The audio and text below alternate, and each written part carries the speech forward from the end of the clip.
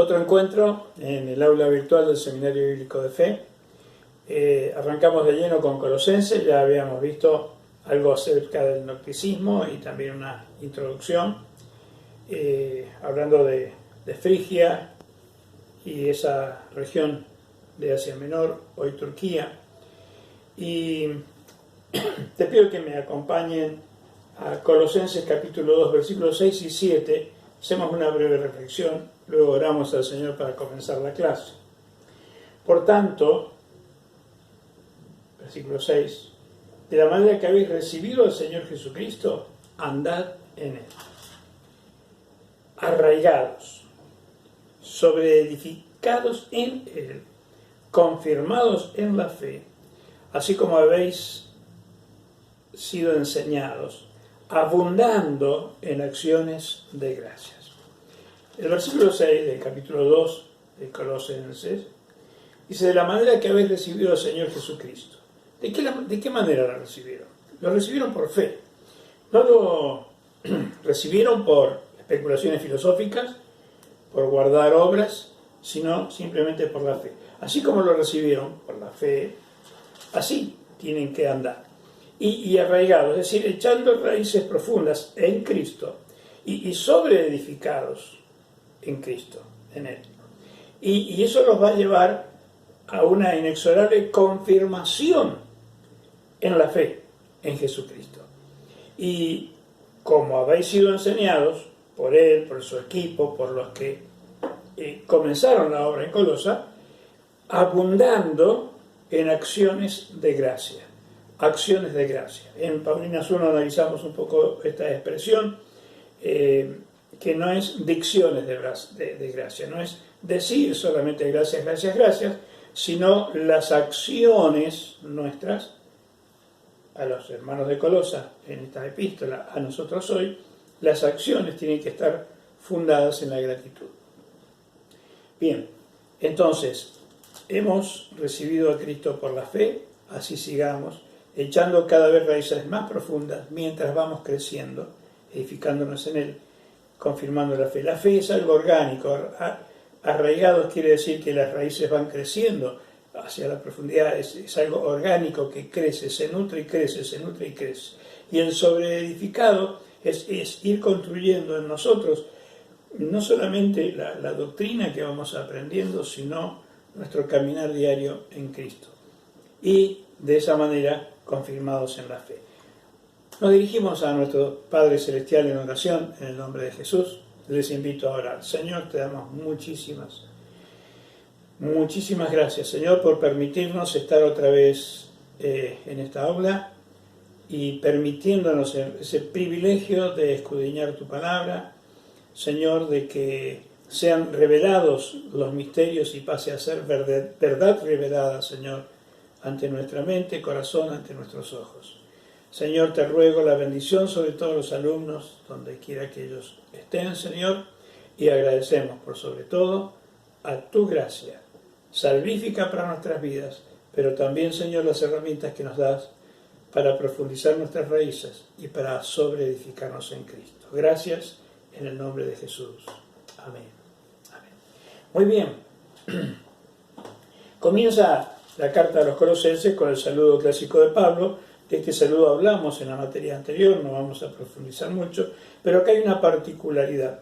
Cuando Pablo saluda el nombre propio y el nombre de Timoteo, en Colosenses 1, versículos 1 y 2, dice a los santos y fieles hermanos en Cristo que están en Colosas. ¿Recuerdan a los corintios cómo se había dirigido el saludo? A los santificados llamados a ser santos. Aquí parece que había un crecimiento un poco mayor en los hermanos de Colosa, porque a los santos y fieles. La santidad, en primer lugar, en primera instancia, es la santificación, que la obra Dios, el Espíritu Santo la obra en nosotros, tratándonos como si fuéramos santos, pero ahí está nuestro compromiso de crecer luego en esa santidad. Pero el ser fiel, eso ya depende de nosotros. Hay una obra conjunta de Dios en nosotros, nos santifica, nos declara santos, y también respondemos con fidelidad. Y había hermanos en Colosas, evidentemente, o a la iglesia en su conjunto, estaban siendo fieles.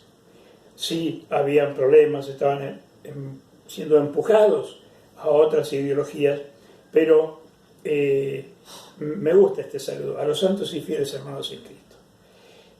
Bueno, saludo protocolar, gracia y paz, ya sabemos por qué, nunca va a haber paz sin la gracia, y vamos a ver un poquito más adelante que Él hizo la paz se hace, la paz no es automática, y la paz tampoco es gratuita, digamos, ¿no? Hay que trabajar para generar la paz. Bien, ese es el saludo introductorio. El versículo 3 también, siempre orando por vosotros.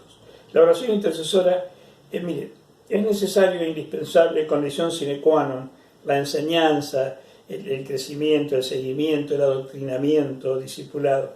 Pero la oración es la que va a producir los resultados completos, porque la oración intercesora es la que va a lograr que esa enseñanza tenga fruto. Entonces, si algo sabía Pablo era orar por los hermanos. Y cuando una situación tiene algún tipo de conflicto, no se debe actuar directamente sobre el problema, sino orar antes de esto. Siempre orando por vosotros, damos gracias a Dios, Padre de nuestro Señor Jesucristo, habiendo oído, versículo 4, de vuestra fe en Cristo Jesús y del amor que tenéis a todos los santos. Y acá vemos dos acciones de los hermanos de Colosa, por los cuales Pablo le llama santo. Habiendo oído de vuestra fe en Cristo, es una relación vertical en Cristo de fe. Señor, no solamente creo que existes, no solamente creo que eres quien dice ser, sino también creemos, Señor, en tu palabra. Creemos que estás en nosotros, creemos que nos estás dirigiendo. Ese crecimiento vertical, esa fe, esa relación hombre redimido con su Dios, nos permite el segundo paso, que es y el amor que tenéis por todos los santos. Si no tuviéramos una relación vertical con Dios de fe en Cristo Jesús, no podríamos sostener el amor a todos los santos, porque las relaciones interpersonales siempre son conflictivas, y si uno no tiene clara su relación con Dios, va a tener conflicto. Entonces podríamos llamarle a este versículo la obra de la cruz en cuanto a la comunión. Mi fe en el Señor, madero vertical de la cruz. Nuestra fe en Cristo Jesús nos lleva a estar capacitados para tener esa relación horizontal, amando a todos los santos. Y la causa de esa relación en dos direcciones, vertical y horizontal, es a causa de la esperanza que os está guardada en los cielos, de la cual ya habéis oído por la palabra verdadera del Evangelio. La fe en Jesucristo, la esperanza en su venida, es la que hace de base, de fundamento para mantener una relación de fe con nuestro Señor Jesucristo y de amor con todos los santos. Y eso sería más o menos el paquete al cual Pablo le llama a los santos y fieles hermanos de Colosa. Bien, entonces vemos esa relación. Yo le llamo la obra de la cruz en las relaciones, la obra de la cruz en la comunión, en las relaciones de comunión con Dios, para poder tener. Si se nos cayera la relación vertical con Cristo, va a ser muy difícil, si no imposible, mantener el amor a los hermanos. Avanzando un poquito más en los versículos 5 y 6, tenemos que la palabra verdadera del Evangelio llega a nosotros, lleva fruto, crece en nosotros. Y por oír y conocer, pero acá la palabra conocer no es la palabra gnosis, sino la palabra apignosis, o como algunos traductores o autores lo nombran con la letra de epignosis. Bien, la gracia de Dios, no el falso conocimiento, sino el que viene por la gracia de Dios, es en verdad. Así nos va diciendo todo esto. Luego, versículos 9 y 10, ahí continúa la oración, para que los hermanos de Colosas sean llenos del conocimiento, de la apignosis, conocimiento experimental, no es un conocimiento teórico solamente. Bien, pero también creciendo en ese conocimiento.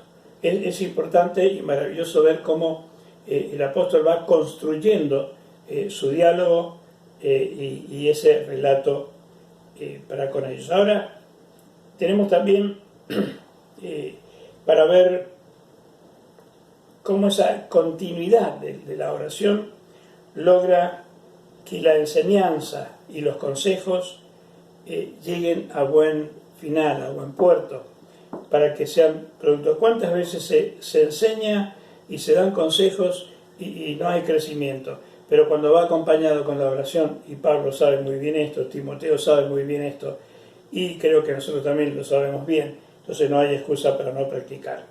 Bien, entonces, conocer la voluntad de Dios con sabiduría y con inteligencia espiritual. Ahora, versículos 13 y 14 también se nos dice que hay que estar dando gracias con gozo, porque en primer lugar nos hizo aptos para una herencia, nos ha librado de la potestad de las tinieblas, nos ha trasladado al reino de Jesucristo y nos ha dado por su sangre redención, perdón de pecados y redención por su sangre. Precio altísimo, pagado, precio incalculable, pagado por Cristo para esta situación. Versículo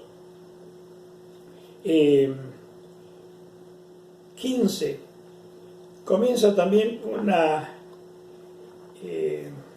descripción de quién es Cristo y de lo que ha hecho. En primer lugar se lo describe como único en su género, único en su tipo. Sabe que Colosenses nos presenta a Cristo como el Señor Supremo. Él es supremo en todo. Y el versículo 15 en adelante dice, Él es la imagen del Dios invisible. Es el que hace visible ante los ojos de los hombres al Dios que es invisible. Y es el primogénito de toda la creación. Único en su género. Y no quiere decir de ninguna manera, como algunos dicen, que fue el primer creado. No, en absoluto. Porque luego, fíjese, y acá es bueno tener en cuenta las preposiciones. Porque en Él existía en la creación. En Él fueron creadas todas las cosas. Las que hay en los cielos, las que hay en la tierra, visibles e invisibles. Sean tronos, sean dominios, sean principados, sean potestades, toda línea de autoridad. Todo fue creado por medio de Él y para Él.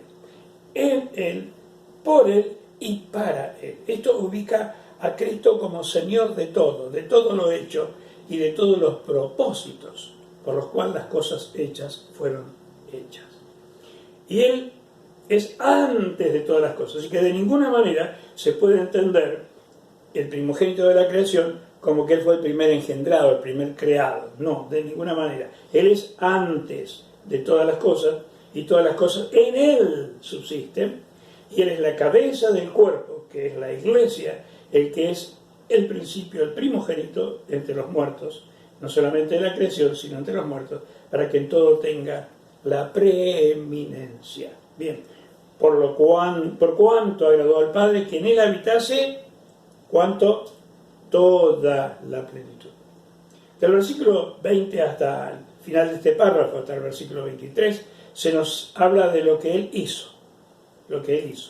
Versículo 20. Por medio de Él, el propósito de Dios es reconciliar consigo todas las cosas, las que están en la tierra, las que están en los cielos, haciendo la paz mediante la sangre de su cruz. Yo decía que la paz no llega automáticamente y tiene un alto precio. La paz del ser humano con Dios tuvo un precio altísimo, gratuita para nosotros, pero no para Él, mediante la sangre de su cruz. La paz fue construida por Cristo para poder hacer la paz. Él pagó el precio. Luego el versículo 21 dice, y a vosotros también, que erais en otro tiempo extraños y enemigos en vuestra mente, ahí la raíz de todo, haciendo malas obras, ahora os ha reconciliado en su cuerpo de carne por medio de la muerte para presentaros santos y sin mancha e irreprensibles, para presentarnos delante del Padre. Generar una audiencia con el Padre y, no sé, podemos dejar volar un poquito la imaginación, donde Jesucristo nos presente: aquí te presento a mi hijo, mi hija, santo, sin mancha, sin nada que reprenderle, irreprensible. Qué privilegio, hermanos, ¿no? Qué privilegio. Pero hay una condición: si en verdad permanecéis fundados y firmes en la fe, sin moveros de la esperanza del Evangelio que habéis oído, el cual se predica en toda la creación que está bajo el cielo, del cual yo, Pablo, fui hecho ministro. Y aquí entramos a otro enfoque que hace Pablo, que es su ministerio. Pero permítame repasar un poquito las ideas. Él es la imagen de Dios, Él es el primogénito, Él es el creador, Él es previo a todo, Él es sustentador de todo, Él es la cabeza de todo, es el origen de todo, es el primogénito de los muertos y es quien en Él habita toda la plenitud de Dios. Nos reconcilió, hizo la paz, nos presentó santos, nos presentó sin mancha y nos presentó irreprensibles delante de Dios. Y nos anima al presentarnos a permanecer fundados, firmes en la fe, sin movernos de la esperanza del Evangelio de nuestro Señor Jesucristo. La condición, sin movernos de la esperanza que el Evangelio. Ahora, de ese Evangelio yo fui hecho ministro, nos dice. Ahí vemos un instrumento de Dios. Ministros humanos para un mensaje divino. Y ministros mortales para una redención eterna. Y esto es parte de los misterios que se vienen revelando. Nosotros, seres imperfectos, podemos ser instrumentos para transmitir una redención eterna. Y nosotros no somos eternos en esta vida humana, sí lo somos espiritualmente, pero en esta vida humana, como la conocemos, somos mortales. Pero podemos transmitir, y Dios nos dio ese privilegio, un mensaje de redención eterna. Somos humanos, pero transmitimos un mensaje divino. ¿Qué le está pasando a la iglesia de Colosas? Están entrando argumentos humanos como fundamentos de su fe. Están entrando filosofías elaboradas en pensamientos vanos y huecos, pero está siendo llamado al orden.